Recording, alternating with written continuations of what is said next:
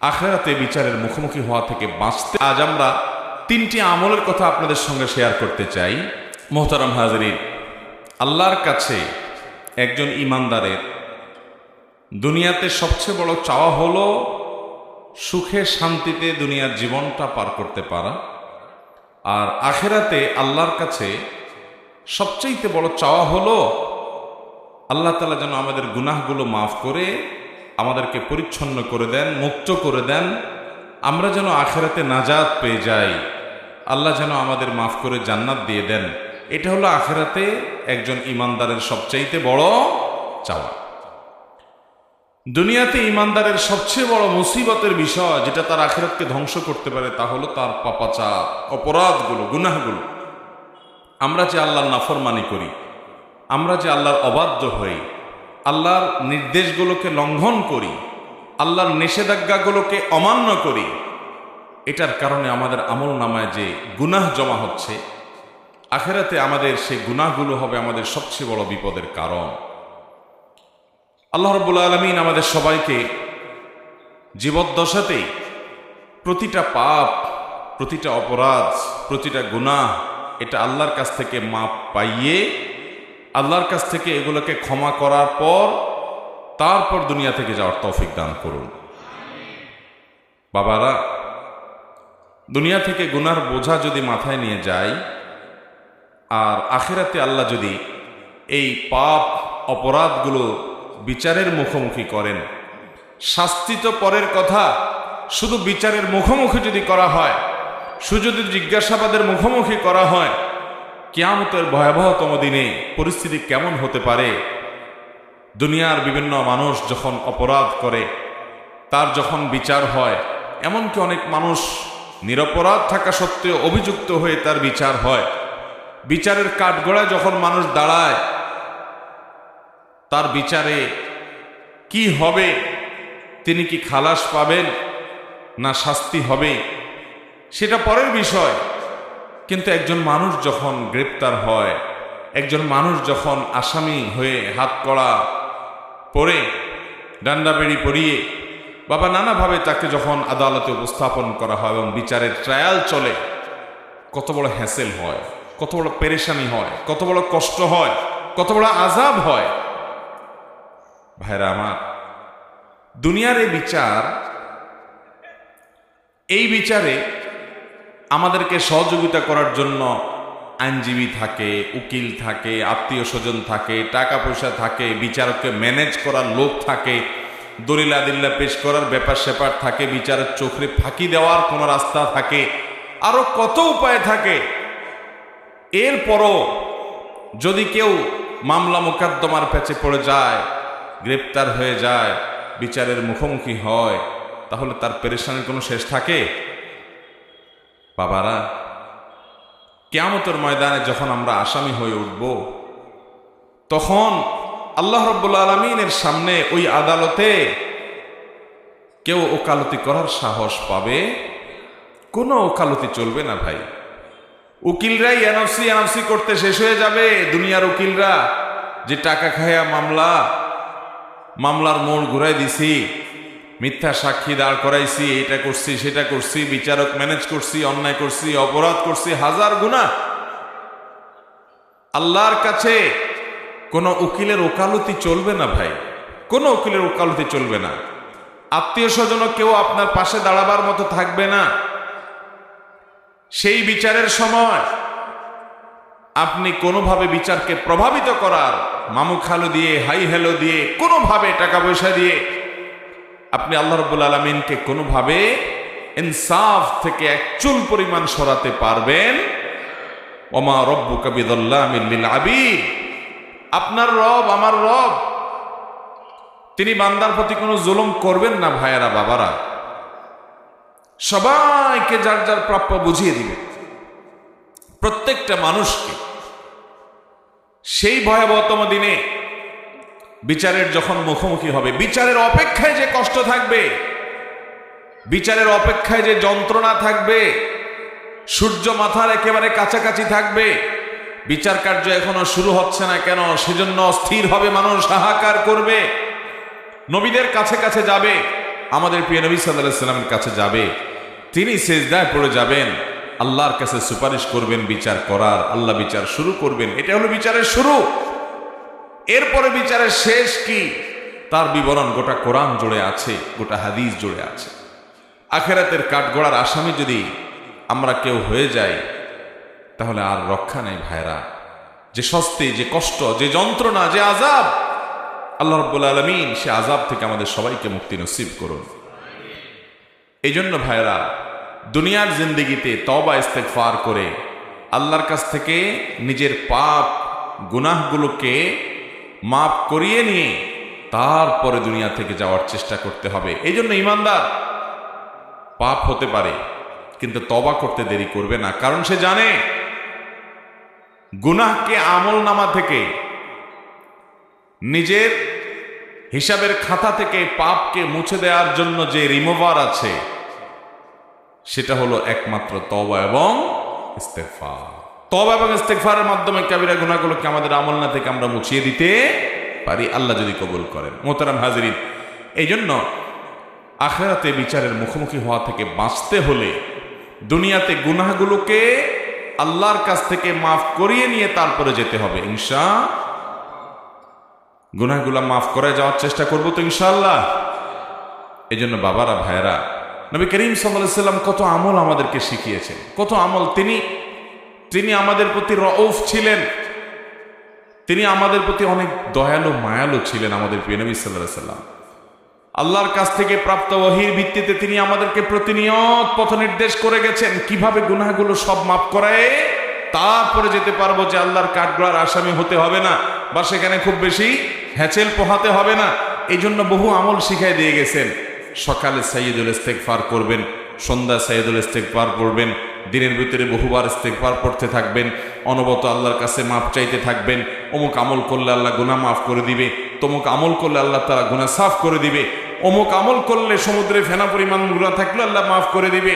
এরকম নানাবিধ দোয়া, নানাবিধ আমল, নানাবিধ বিষয় নবী সাল্লাল্লাহু আলাইহি ওয়াসাল্লাম শিক্ষা দিয়েছেন, উদ্দেশ্য যাতে তার উম্মতরা কেউ আখিরাতের ভয়াবহতম দিনে আল্লাহর কাঠগড়ায় আসামি হয়ে অস্থির হয়ে সেদিন যেন কাজ হবে না, সেই রকম ভয়াবহ পরিস্থিতির মুখোমুখি যেন না হয়।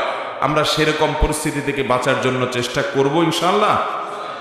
মুহতারাম হাজিরিন, সেজন্য আজ আমরা তিনটি আমলের কথা আপনাদের সঙ্গে শেয়ার করতে চাই, যে আমলগুলো একজন মানুষকে, মায়ের গর্ভ থেকে একটা শিশু যখন ভূমিষ্ঠ হয়, নবজাতক শিশুর যখন জন্ম হয়, এই শিশু যেরকম নিষ্পাপ, তার যেরকম কোনো আমলে খারাপ বলতে কিচ্ছু নাই, পুরো প্রোফাইল ক্লিন, পরিষ্কার। এই তিনটি আমল যেগুলোর কথা শেয়ার করতে চাই, নবী আলাইহিস সালাম বিভিন্ন হাদিসের আলোকে এই আমলগুলোর মাধ্যমে আমাদের বদামলগুলো সবগুলো মাফ হয়ে নবজাতক শিশুর যেরকম প্রোফাইলে কোনো গুনাহ নাই, অপরাধ নাই, এরকম অপরাধ মুক্ত শিশুর মতো নিষ্পাপ হয়ে যাব ইনশাআল্লাহ।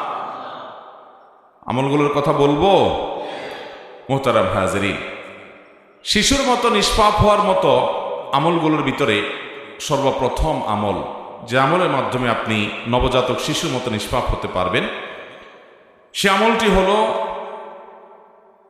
বিশেষ যে শর্ত শারায়াত আল্লাহ তাআলা হজের ব্যাপারে দিয়েছেন, সে সকল শর্তগুলোকে পূরণ করে আপনি যদি হজ করতে পারেন, তাহলে সহিহ মুসলিমের হাদিসের বর্ণনা অনুযায়ী আল্লাহ তাআলা এই ফজিলত আপনাকে দান করবেন। নবী আলাইহিস সালাম বলেছেন, মান হাজ্জা হাযাল বাইত ফালাম ইয়ারফুস ওয়ালাম ইয়াফসুক রাজাআ কায়াউমি ওয়ালাদাতহু উম্মুহ।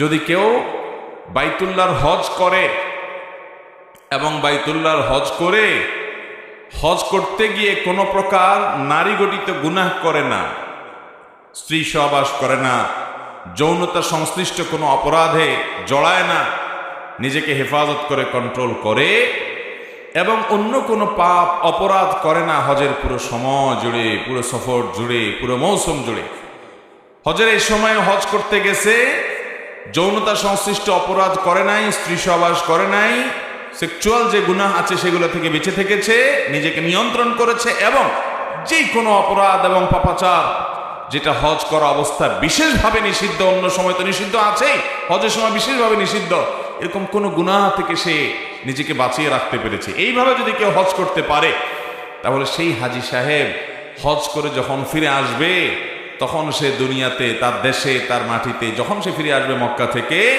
তখন সে একটা নবজাতক শিশু মায়ের গর্ভ থেকে দুনিয়াতে যেরকম আসে ওইরকম নিষ্পাপ হয়ে সে বাড়িতে ফিরে যাবে। আল্লাহ রাব্বুল আলামিন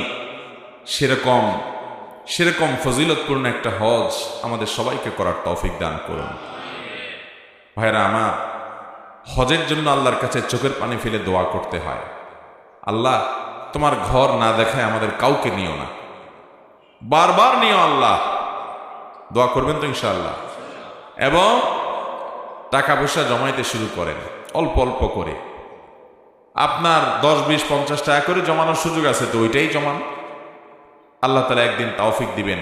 বহু মানুষ আছে পয়সাওয়ালা কিন্তু হজের তৌফিক হয় নাই, অনেক মানুষ আছে পয়সা কম কিন্তু আল্লাহ হজের তৌফিক দিয়েছেন।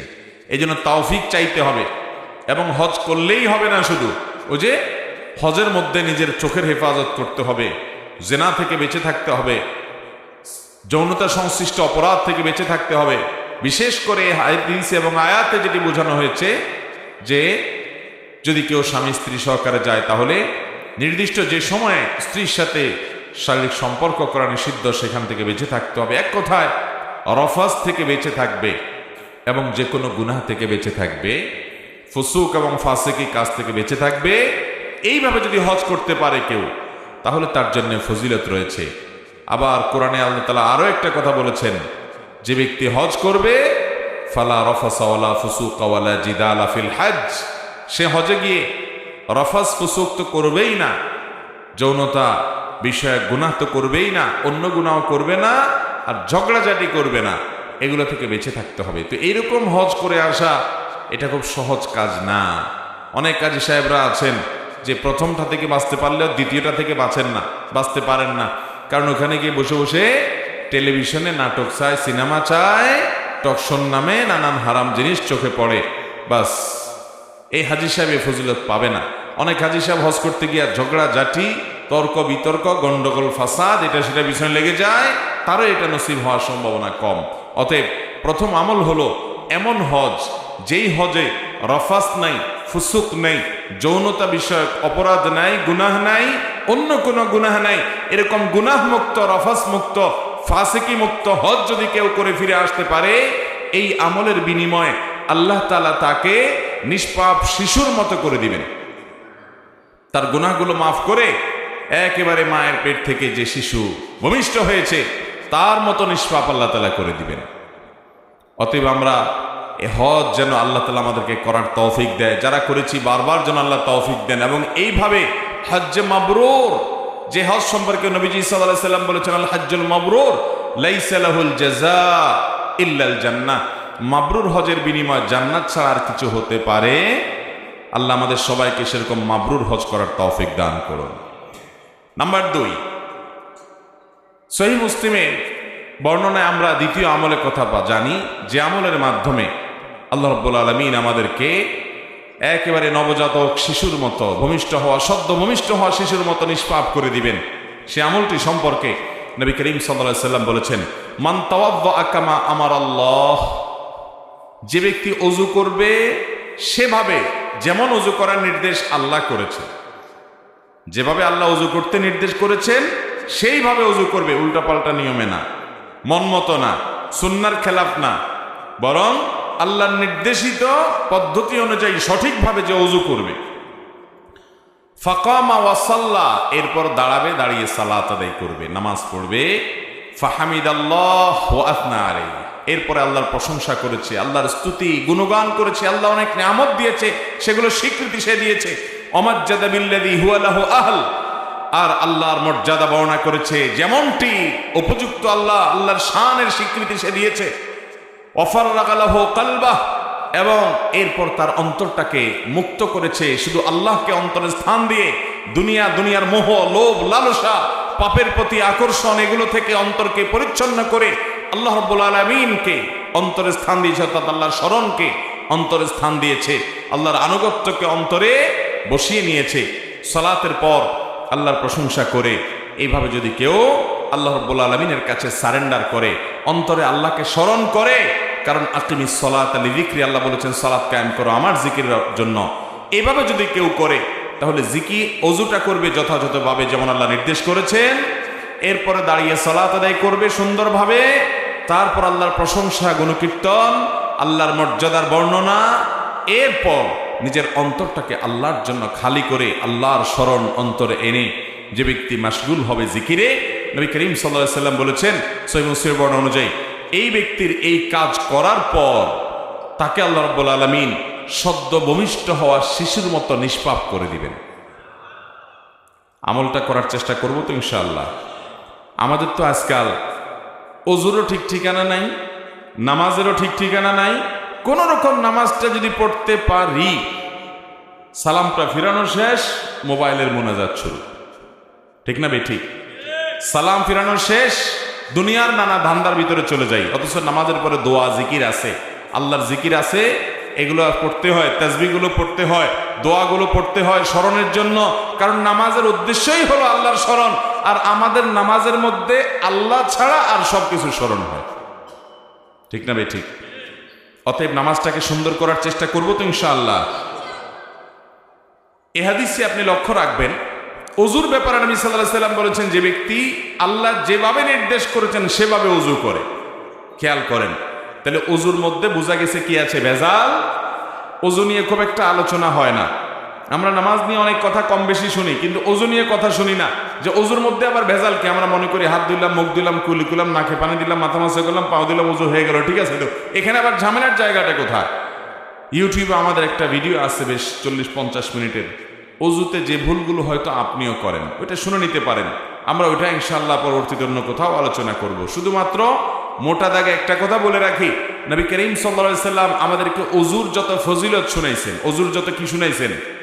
ফজিলত, যে ওযুর লাভ মর্যাদা শুনাইছেন, তার সবগুলো হাদিসেই আমরা একটা শব্দ দেখি, সেটা হলো ইসবাগুল ওযু। নবী করিম সাল্লাল্লাহু আলাইহি সাল্লাম বলেছেন আসবিগুল ওযু আয় আকমিলু, তোমরা ওযুকে পরিপূর্ণভাবে করো, সুন্দরভাবে করো, ঠিকঠাক ভাবে করো। ওযুর ইসবাগ করতে বলা হয়েছে, অর্থাৎ ওযুকে ভালোভাবে করতে বলা হয়েছে। এখন আমি যদি ওযু আবার ভালোভাবে ছাড়া মন্দভাবে কিভাবে করে এটা যদি বিবরণ দিতে যাই, লম্বা সময় চলে যাবে। আমি যদি একটা ছোট্ট উপমা দেই, ওযুতে যে পরিমাণ পানি অপচয় আমরা টেপে যখন ওযু করি, যে পরিমাণ পানি অপচয় করি, শুধু এটার হিসাব দিলেই কিয়ামতের ময়দানে যদি এটা হিসাব দেওয়া লাগে, তাহলে আর কিছু লাগবে না ধরা খাওয়ার জন্য।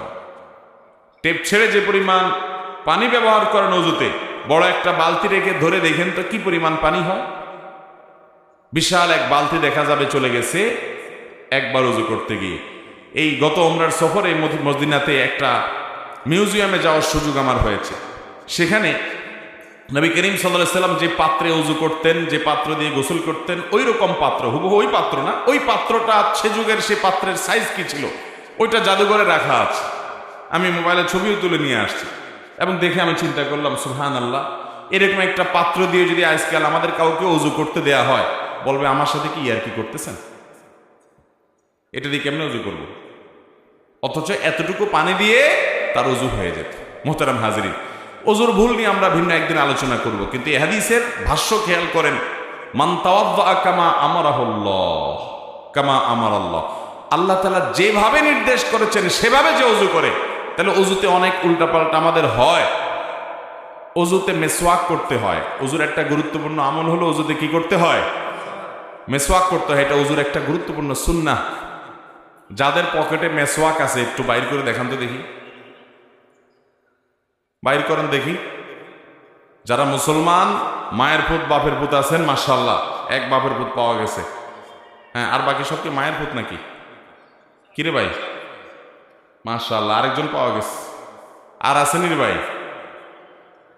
মেসওয়াক না কলম? এটা মেসওয়াক নেই, ঠিক আছে।